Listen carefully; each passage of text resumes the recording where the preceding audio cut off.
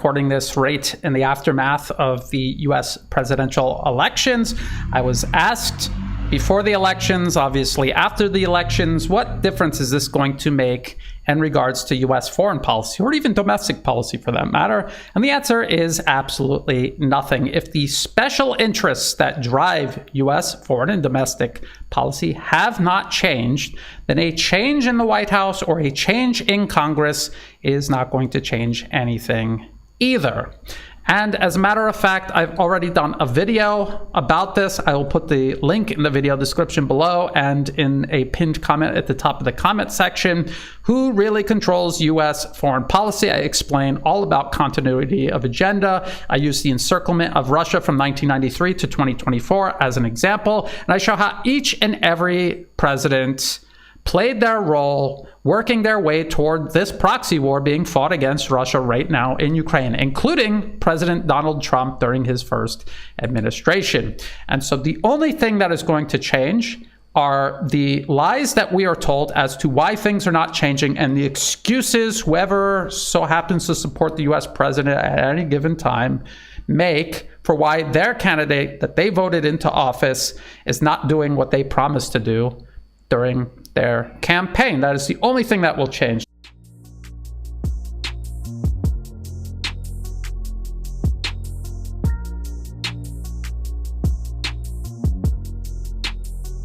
Welcome to What's Left, a weekly political discussion challenging the mainstream left. I'm Eduardo Barca, with co-host, teacher, and socialist Andy Lipson. We are online at whatsleftpodcast.com. You can find that link to our site in the episode notes, where you found this episode. You can also find my personal social media handle as @Don Eduardo Barca on Instagram. Please subscribe, rate, review, turn on your notifications, and share your favorite episode where we found this episode. We also have shirts, and you can contact Andrew Lipson if you would like to inquire about that. Thank you. All right, Andy, title or topic. We were talking about the border surveillance, but we recognized that this week the issue that was worth talking about is the election, the U.S. election. So I had invited Jake to maybe join us, since way back when we had an episode talking about how we were predicting a Trump victory, maybe back in June or something like that. And Jake was pretty significant in shaping my thoughts around that. But then a lot of events happened that made me kind of go, wonder about this, wonder about that. And so I want to kind of get your thoughts. I want to share my thoughts on some of the things that were surprising about this election, and then some of the things that are not surprising. And probably even in some ways talk about predictions, because I think I have some ideas, or I want to put some things out there about where I think this stuff is headed, where I think the Trump administration will go, and where I think the people who are currently supporting him will go, and just talk about analogies between what is considered a historic election. Some people call it the most important election of our lifetime, which I think it was called that 4 years ago, and it was called that same thing 8 years ago, and then 12 years ago was the most important election of our lifetime. But this is actually the one that is the most important of our election of our lifetime. And so I just want to talk about some of the things I'm seeing around me, in terms of how people are viewing this thing. I should let folks know that I had a conversation Tuesday night, election night, with my friend Jake Schmidt, and we had a 2-hour conversation. I don't know if anyone's up for that, but you can listen to it on 2-speed if you wish, and it'll be available on our What's Left podcasts. And we have different views. He voted for Trump. I didn't vote for either Harris or Trump, and we had a very productive conversation. I think that people would like to turn into that. So if you're interested, you can certainly, we'll have the link in the episode notes. Right. I suppose, Andy, did you want to share, our first reactions, our initial reactions? Yeah. Should I go first, or you want to go first? I could go first. Okay. Yeah. Well, I suppose this whole thing always even if you don't want to, makes you feel nervous because of the atmosphere. Everyone, either on your social media feed or either phone calls, or you get text messages on campaigns, or you listen or you watch things, publicity, or you watch these like campaign ads, and then you have your friends and folks that surround you speaking about these things. So it's inevitable that you one cannot get sucked into the election season. I think that's why we're doing this. I mean, there's just no way to ignore these things. We're sucked into it, and we share almost every 4 years. Well, we've had like 3 election seasons at least, I think, with What's Left, where we discuss how we feel about these things. And I have even changed and evolved over the time. So I think it's always worth it sometimes to have an update about where we stand. Maybe more so me than you, Andy, because you've been pretty skeptical for a while now and you haven't really voted. I remember even having episodes where you would let me vote for you. Give me your ballot. Voter fraud. That was with permission. And so I guess maybe it's why it's worthwhile to just revisit some of these conversations and just to see where we're at. And I certainly not interested in federal elections, and even with the conversation we had with Michael Caine, I'm not satisfied with any of the 2 candidates of the system, nor third or fourth or fifth, because I saw 3 other parties: the Green Party, the Socialist Party, and then there was a Libertarian Party. And I forget Michigan or Minnesota. I forget, one of those M states have like whatever parties. And I've stated my position then and there, and even with Jake, I've mentioned, and he seems to think that this is the way to go. And I push back on that, so people should tune into that. And I was excited to hear what maybe John Kleisik might be sharing on the rest of What's Left, but they might be right now too busy. And I think I had initially thought Trump would win, but after Harris jumped into the race, and I saw how close it was, I sort of just was scrolling through some videos one day, and then I saw one of the guys that predicted. I'll insert him here so people know who he is. Professor Alan Lichtman, who has correctly predicted almost every presidential election since 1984. And today, Alan Lichtman's ready to tell us who's going to win in 2024. Who's predicted election results. And I thought, well, if I had to bet on one of them, since it's so close, I'll just bet on Harris, because that's what he predicted. Kamala Harris will be the next president of the United States. At least that's my prediction for this race. And that was it. But other than that, I tried to keep focused on my personal transition, and also a lot of what we have been discussing recently, and trying to prepare for our episode on border security. But I have, like I said, did have sort of a moment of 2016. It's like it feels so surreal sometimes. Mhm. And that was my initial reaction. And I had thought to myself, I don't want to focus so much on him. I want to focus on the issue that's going to get affected, whether it be Democrat or Republican.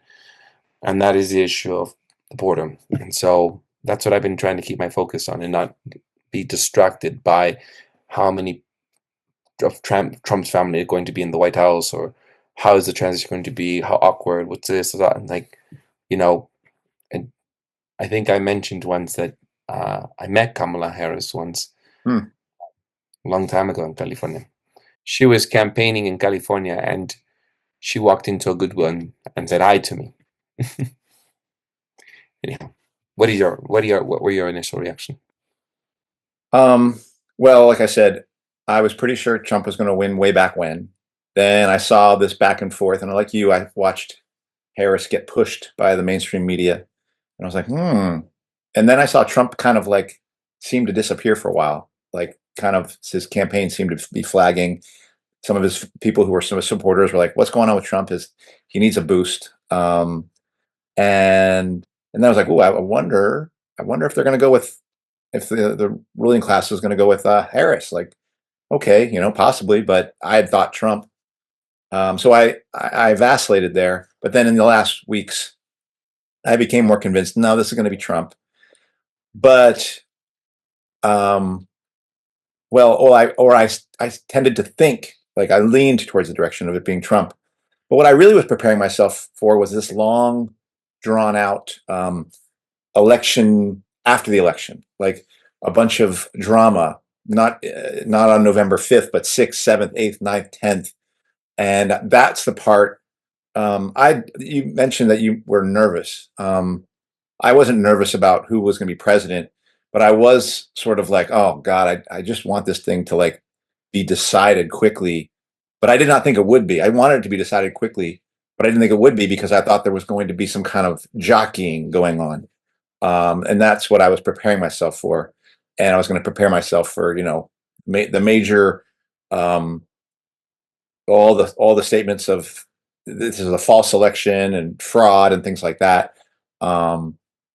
And if there was a big surprise for me, it wasn't Trump's victory, and certainly wasn't the size of Trump's victory. To me, he seemed pretty easily the more popular candidate. I was always questioning those polls that the mainstream media was putting out of Kamala being popular of any sort. The surprise was how quickly that got decided. And the surprise was also how much those people who said they were opposed, like the mainstream media people who said they were opposed, how much they accepted, how quickly they accepted, Kamala's going to lose, Trump is winning. Of course, they acted and they behaved despondent. But by and large, what I saw was a complete turn of the establishment towards Trump. And to me, what it says is that Trump is their guy. Trump is their guy and was their guy all along. Just what Jake had been said many months ago. And I think a lot of people are looking at this like, oh my God, he did something. Like, he was able to get one over them. They couldn't even falsify this thing. And I think that's complete fantasy. Like, I think they digested Trump, and they chewed him up and they spit him out into your face on television and said, here's your next president. Because if he was a problem, if they really wanted him dead, there's no way this goes down this way. This also convinces me that these assassination attempts were fakes. And, like, I think what they've done is they've really played a fast one on people, and it's a good one. It's a good fast one, because there's a set of the Democratic Party that's in mourning, that's getting ready to like deal with Trump in one way, shape, or form. But the vast majority of people that I've seen have gotten very excited about Trump. They think, like, he's going to do something about the FDA. He's going to do something about the wars. In fact, people talking about the Ukraine wars are expecting now the Ukraine war to be drawing down now sometime in January or February as a result of his election. I don't think that's the case. I look forward to our discussions with Michael Caine later, when we can make an assessment of what did Trump do. But really, what I see here is huge amounts of hopium being consumed by the American electorate, and all these people who understood that these elections are fake, that the elections are rigged, are suddenly be like, oh, this election wasn't rigged. This was fine. It's like, why should I believe any of these votes? Like, why? Did the Dominion machines get better? Like, and so what this tells me is I don't actually know what the vote count is. I don't know why anybody should trust it. All I can say is we were told by the mainstream media that Trump is our president by a 4 million margin popular vote, 52 to 49%. Electoral college says he's your president.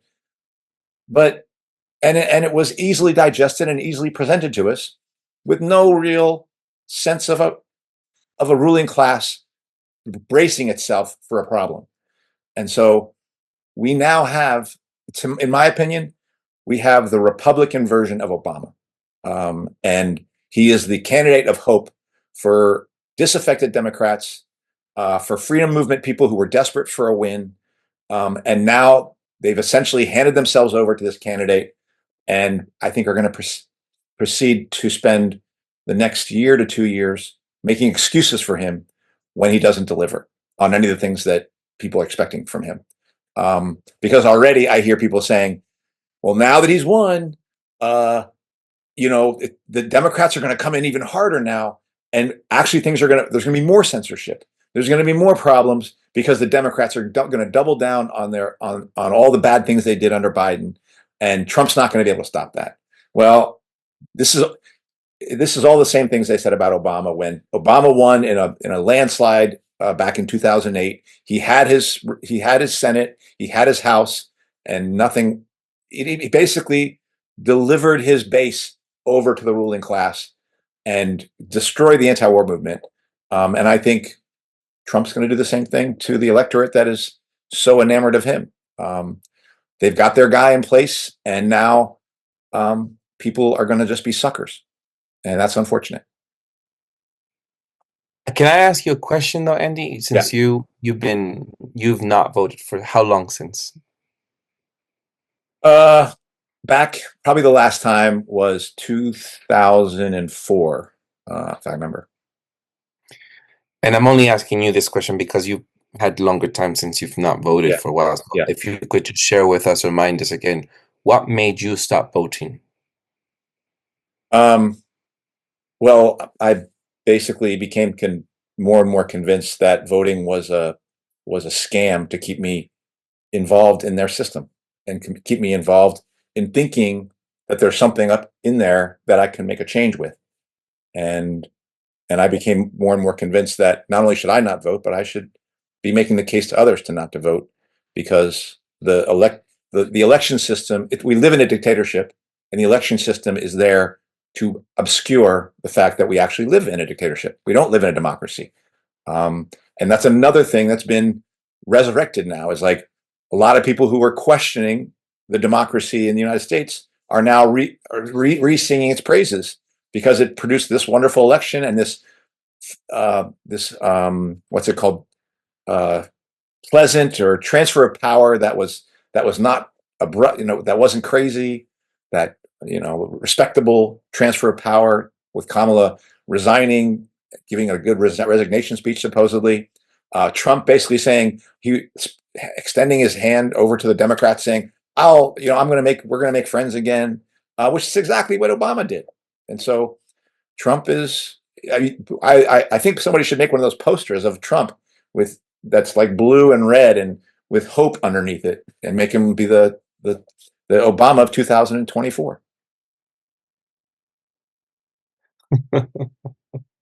That's what he is. I mean, and people who saw what Obama did have just literally fallen for it again. And the Republicans who knew that Obama was a fraud apparently don't understand that that's the same about Trump, because he's literally being handed over to you by the establishment, because there was no fight. There was no attempt to take this guy down or take this guy out. It was all very easy, all very nice, and it's going to stay that way. And there's going to be statements like, Gavin Newsom is talking about how he's going to prepare California for fighting, and that's all preparing for next election, so that, again, keep everyone in this electoral system. The Democrats who don't like Trump, the new Democrats who do, the new voters who are excited potentially about Trump doing something and shaking the cage up in there. You're getting rid of the IRS, getting rid of the FDA. No, he just made a chief of staff appointment, Susan Wiles. To me, she looks like an insider. We'll see. I think if Mike Pompeo is this guy, is the Secretary of State, which he was a CIA guy and then Secretary of State. Mike Pompeo has been crawling around the campaign. That's just it's completely clear at that point that Trump is doing it again. And it's sad to see people get fooled this bad, particularly people who understand conspiracy, who understand that these things are rigged and understand how the institutions work to fool you and to shape you and to psyop you. And then suddenly they're like, oh my God, look at our guy has won. He did it against them. And he's like, well, clearly he didn't. Clearly they're fine with it because the very system that you don't trust at all is telling you he's your president and handed him over very easily. So they're not nervous. I see no nervousness about them, other than they got to deal still with China and Russia and things like that. But I don't expect that. I do not expect the United States to leave that war. He's not going to end U.S. involvement in a day. That's not going to happen. And people who are expecting that thing to end and U.S. involvement to end, I don't agree with them. I think they're wrong. So we'll see. I'm making these predictions now. Yeah. I'm glad you said so. I mean, I think we have a somewhat of a listening base from the medical freedom community, and they've been corralled into thinking that this is their guy, and maybe Kennedy was first, and then Kennedy went right, like we discussed with Michael Caine, for Trump, and I also am wondering what happened to the what do you call it, the lack of faith of our system, and suddenly people are believers. They are. They've been brought back in, corralled back in. All their you're exactly right that they didn't have faith. All that COVID taught them about how much the system hates them and wants to kill them. These same people just handed you a president on a silver platter. You trust them? And this president was Operation Warp Speed, folks. I mean, and he loves those vaccines. He still praises himself for being the king of those vaccines. I don't care how many Robert F. Kennedy Jr.'s he's got around him. That's what he's saying. And the head of Pfizer, this deep person in Pfizer, is a major campaign contributor. So it's not. This is not change. This is what's changed is the people who thought they were fighting a system have been altered into once again accepting that system and praising that system and becoming obedient to that system. And that's what they are. If you think Trump's going to do something for you, you have become his lackey, because now you're going to be spending the next months and years doing what the left did for Obama, making excuses for all the things that he doesn't deliver to you. And that's as you do that, you are going to find your politics shifting more and more away from any politics of change into politics of mainstream, a politics of, here's the best we can do, politics of compromise. And Trump didn't change. Kamala Harris didn't change. Mike Pompeo didn't have to change. They're changing you. And that's what people have to understand. Yeah. And very well said. I mentioned that to Jake on Tuesday night. I said, do you think that you trust everything? Are you agreement with everything that Trump says? He's like, yeah, well, pretty much, yeah. I said, that can't be true. You and I have have been, and try not to get another strike here. You and I have been pro-choice. I'll say that. Yeah. Pro-choice what's in what we put into our body. And Trump was the leader of Operation Warp Speed, and he even told folks to get the jab, and that's not what you stand for, Jake. And Jake was like, well, I think, again, it was the looking out for the excuses. There was time, it was hard. He was a president. I'm sure people around him were the ones. But if he was truly the principled person people make him out to be, then he would not have come out and told people to do that, right? Yeah. But anyhow, so I just think it's I think we're running into again, people trying to look for a savior, and they should know better. Jake, excuse me, because I mentioned Jake. Andy, you shared a video with us. I'd like shared a video with me, and I want to know why you thought it was important. I thought it was beneficial. I didn't finish it, but um, it just the way that it showed over time the same thing that has happened both Democrat and Republican. The agenda is not changing. And what I appreciated from that video that you sent is that even if Trump was to retreat from war, that's not because their feelings about their promises on the campaign trail or for peace is their goal. It might just be to restock, actually, Yeah. But overall, the goal of the U.S. American state is to have higher power over all these other countries, and that's just going to be the goal for that's the way this machine works. And it was so clear to me because I was thinking to myself, what if Trump does pull back on Russia or create, I don't know what's going to happen with the Middle East, with Israel, peace, so to speak. What will happen? It's not like the agenda has changed. It's whatever. It might just be, as I said, to restock it. Do you want to mention more about that?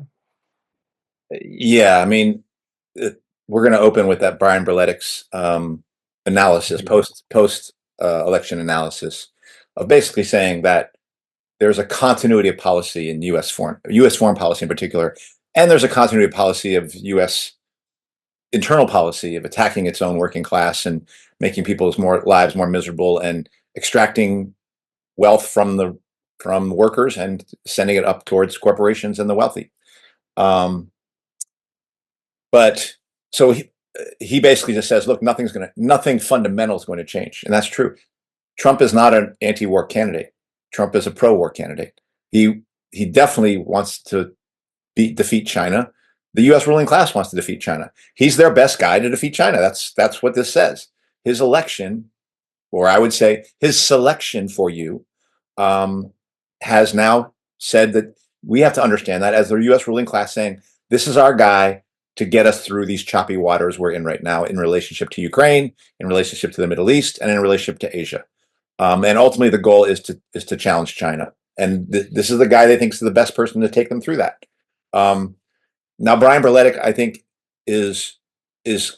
doesn't really. I mean, is sort of suggesting that that nothing's going to change in Ukraine. But he does say, even if it does, then really what it means is you're reshifting resources into the Middle East, into Asia, so they can fight the war there, which I would say is true. I just don't think they have. There's no way they can get out, in my opinion. They can't get out of Ukraine without experiencing a catastrophic defeat to one of their major opponents, which is Russia. And unless they were going to turn Russia back into an ally, which is now impossible, I don't think they can extract themselves from this war. They think they can push Europe more heavily into fighting that war more aggressively and getting more involved. They think they can try that, but I don't think the U.S. can pull out of Ukraine. I just don't. So, and not without upsetting everything else they're doing, because again, I do see this as part of as the beginning of World War III, and it would be like you have to begin to, if you're in World War III and you're engaging your opponents, you have to win, otherwise you're losing. And if you're losing, then that ground can't be recaptured. I don't think they can take their forces out of Ukraine and then say we're going to regain something in the Middle East. Things are not going well there, and the U.S. is going, in my opinion, there's going to have to be a false, I'll just say it this way, there's going to have to be a false flag. Trump is the perfect person to have some sort of false flag event that gets the U.S. population to say we have to go onto a war footing and reorganize the U.S. economy and production to the level of war preparations that is happening right now in Russia and China that the U.S. is behind on. So that's what, to me, it seems like it's going to happen. So no, there will not be, in my opinion, there will be no stepping your foot off the gas in any of these three conflicts. And Trump won't be able to do it. Kamala or Biden couldn't have done it. The U.S. is stuck because they've committed themselves to victory, and they can't lose.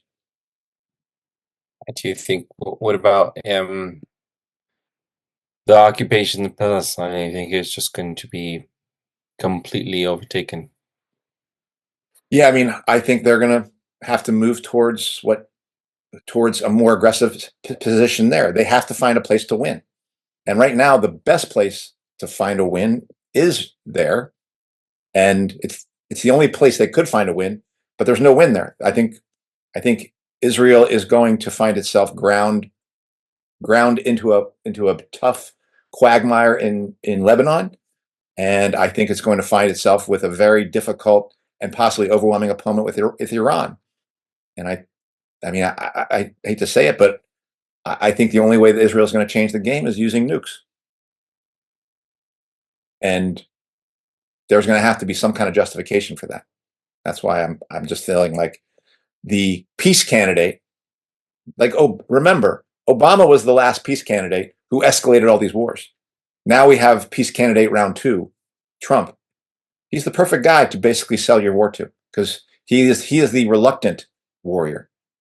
But, when he finally says, you know what, I wanted out of this, I wanted out of that, but because of whatever event that is, Pearl Harbor again, 9/11 again, Gulf of Tonkin again, some kind of event like that, he's going to be the guy who sells it. And he would do a much better job selling it than Kamala Harris will. So that's what I see happening. And people are going to get him. It's going to be successful because people are fucking suckered by this dude. And it's ridiculous. And people should know better. Yeah, that's mine. If I had to make any predictions, it'll be that. I I struggled in the last episode that I had with Jake about around some of the social issues. But I'm very clear, like, that the border definitely, whether it be Democrat or Republican, will be further enhanced with more technology. Yep. And that in turn will also be used, that technology, for some of the war that's happening abroad, or if it's already being used, be taken back home. And I am more convinced that this Russia and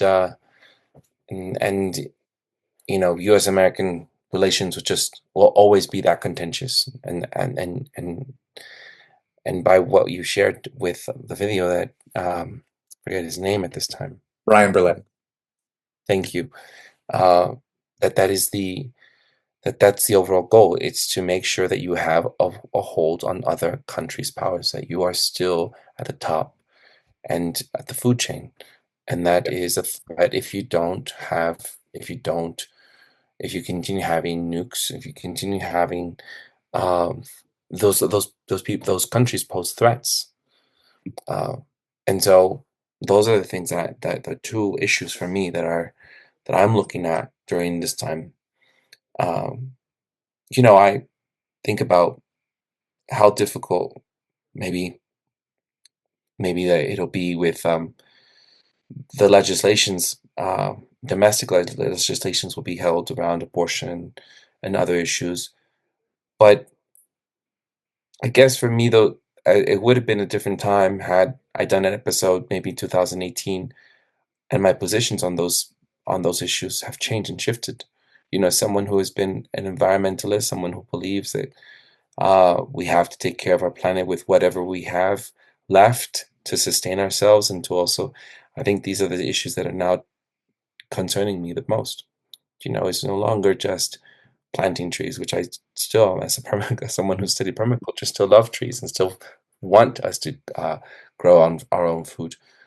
But I'm afraid of that, and also the what I have noticed is how much influence there has to be on people regarding, like, how maybe what is it, fake, what was it, fake, uh with AI that's being used for fake news. Deep fakes.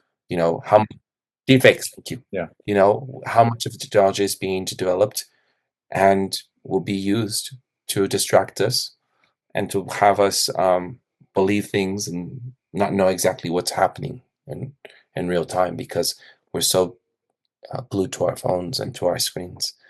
And so these are the things that I'm worried about and concerned, regardless of the president. This is the Yeah. future. And let's be clear, at no point did any candidate, Trump or Kamala Harris, talk about AI, not in any way that of a concern.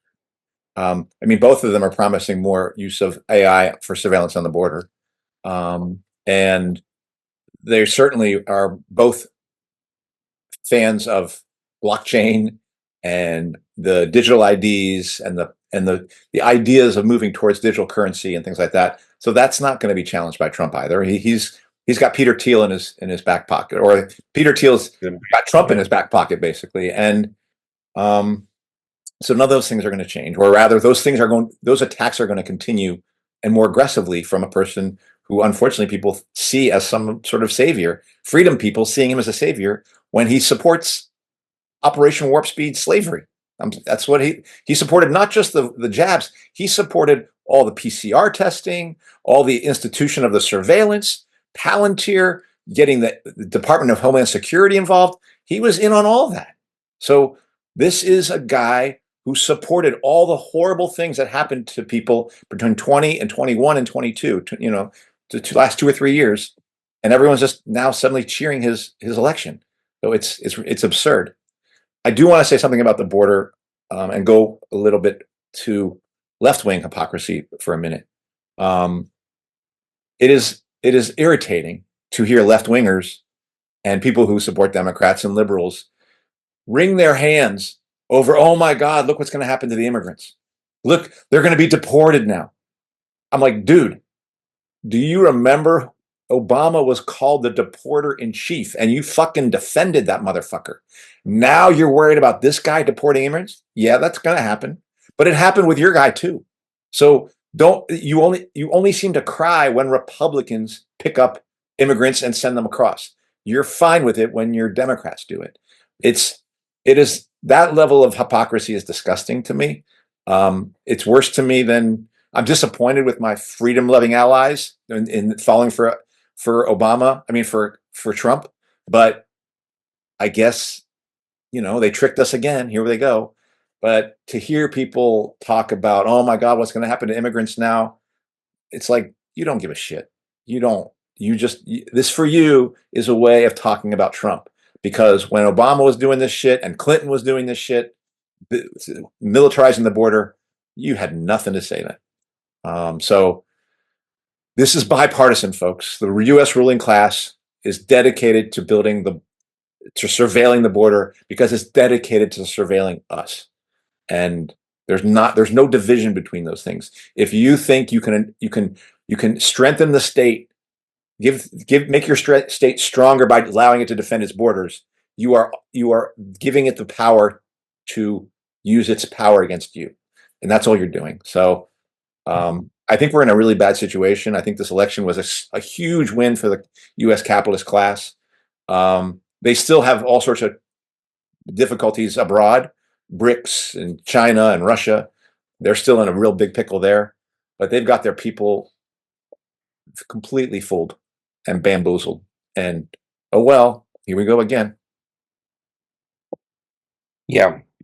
I think about some of I went to a house party one time and I saw how people were worshiping Obama with how much they missed of the Obama family and had pictures of him. And then there was Obama, I think, had gone to New York or something, some city, and had to go through or something. And people were during the Trump era, the 4 years that he was president, and crying. And we just wished that he was he was president again. But here's the president who was given a Nobel Peace Prize and took us into Syria. I remember that. Yeah. Yeah. I remember it clearly. Yeah, and dropped more bombs than George Bush. The person who also, as you said, deported in chief, and then Trump comes in, and it's all hell breaks loose. It's like, what he represents is it's supposed to be worse, and people forget the Obama time. So Yep. I tell people here in Mexico, when people ask me, who do you think? Because they know that I can vote in two countries, and I say, well, to be honest, I think Trump barks and the Democrats like Harris bite. They're the quiet ones. They bite. It's an expression. You have to be careful around the quiet ones. A lot of rhetoric is being said, and he does say outlandish things. But I also think that people forget or lose sight and get too comfortable around a Democrat. And then you never know when suddenly, bam, you get stabbed in the back. Yeah. So maybe that's the one thing I hope that I can have to my advantage during this time is as I prepare for this episode that we're going to do soon on the border, people will listen more just because they're a little triggered during the Trump era, and I don't want them just to think about humanitarian reasons, which is also good. We've had that discussion here on What's Left, but also what the rest of us will be affected by whatever's going to be done at the border. So you're right, Andy, and that's a good point regarding left liberal hypocrisy. What were you going to say about that? Yeah, I mean, I think that's it. I mean, I think we're going to see. I mean, these are my predictions. My predictions are, continued attacks from Trump on these countries, continued attacks on the working class here, continued fourth industrial revolution policies, and a lot of excuses are going to be made to explain why this guy had to do that. And he's not going to make America healthy again. As Michael Caine had said, it's not even part of his he didn't integrate that into his policies at all. That ain't happening. But I do welcome, we owe Michael Caine 2 episodes, I think. An episode where we talk about what is our alternative.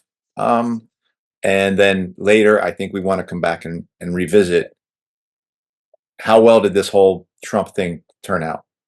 And like I said, I think people are going to make a lot of excuses. I hope Michael Caine doesn't make those excuses for him, but that's how it tends to go. Yeah. We'll have Michael Caine back on, I'm sure. Yeah, and see what I have to say about that. I'm sorry we didn't have John Kleisik on because I would have wanted to know his position. I think he comes from more of a conservative point of view, if I'm not mistaken. A little bit, but he thinks this is a whole op, and he's seeing that the right people from the more conservative side are getting fooled by this whole thing and are getting totally excited, thinking all these changes are going to happen, falling over themselves to basically praise an electoral system that they said 4 years ago was garbage. So I think he's seeing a lot of the same things we're seeing. Yeah. And I think he's kind of concerned about it as well. But he has an anniversary today with his wife, so he couldn't make it. Right. If there's one thing I will say that I'm completely astonished, impressed,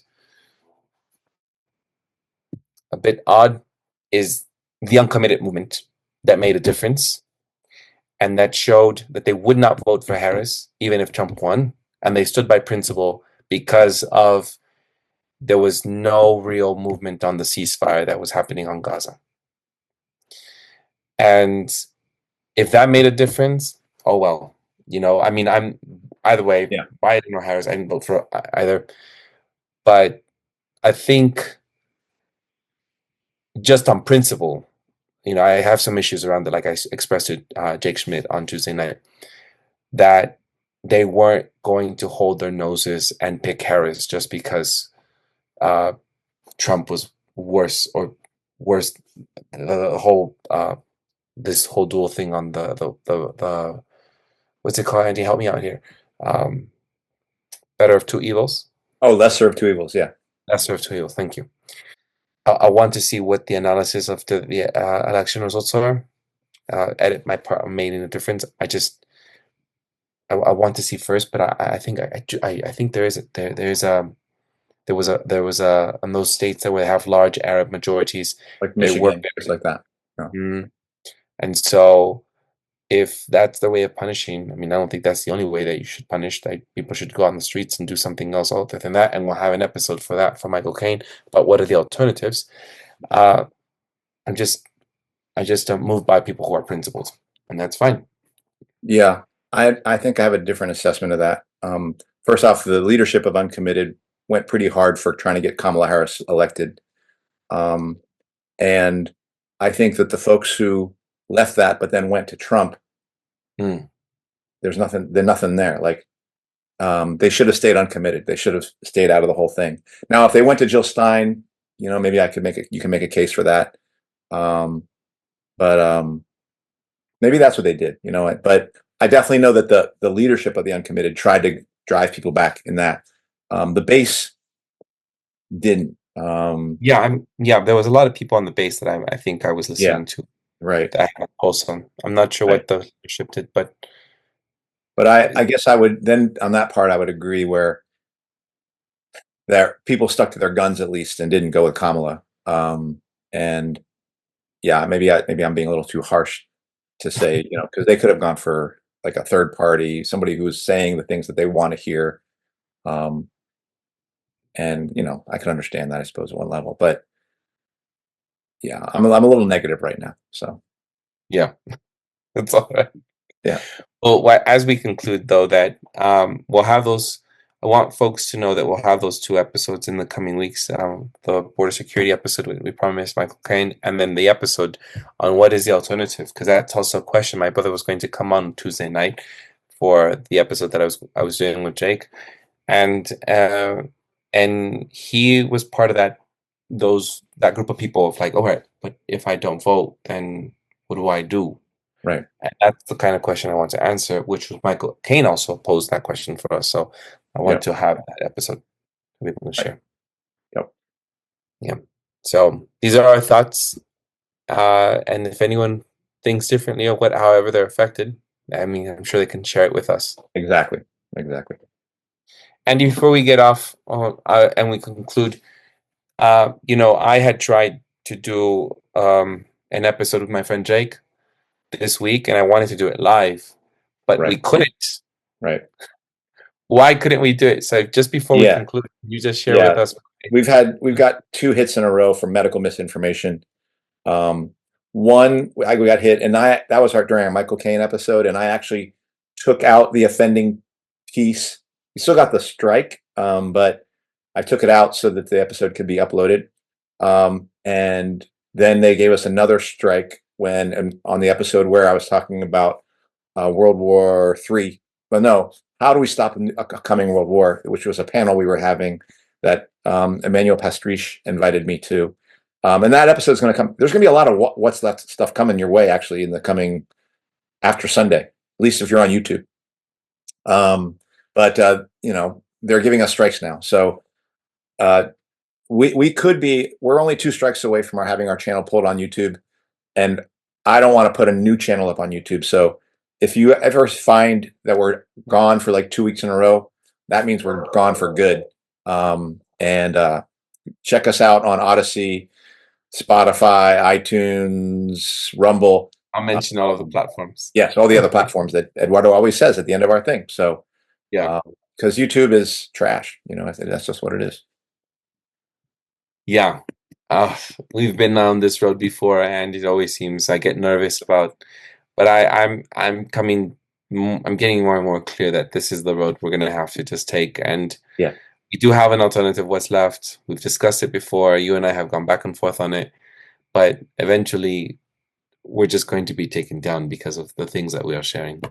Right. I hope we can stay here for some time, just a little longer though, but because I've had a few goals, and I thought I was going to say I wanted the subscribers just to go up after a few years, but you're just like, whatever, I'm just going to say whatever. Yeah, I personally think we have to approach it that way. Like I think on principle, I agree with you. Yeah. And emotionally, I'm having hard. Yeah, I would like to get to 1,000 subscribers, to be honest, like just to get there.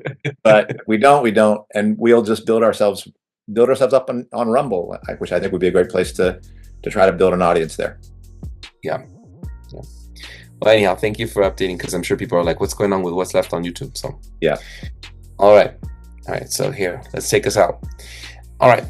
That does it for this week's episode. What's Left is a weekly political podcast / channel challenging the mainstream left. We post information about our topics and our guests on the episode notes, wherever you found this episode, or on our blog at whatsleftpodcast.com. You can find past episodes to this podcast / channel there and connect with us. I remind folks, if you like anything you have heard here, please subscribe, rate, review, turn on your notifications to any of our platforms on Spotify, iTunes Podcasts, BitChute, Odyssey, YouTube, Rumble, or Telegram.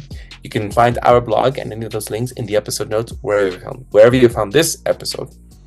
If you would like to give us feedback about something you've heard or suggest something for us to cover, contact us through our blog. Andy will answer you. Thank you, Andy, for always doing that.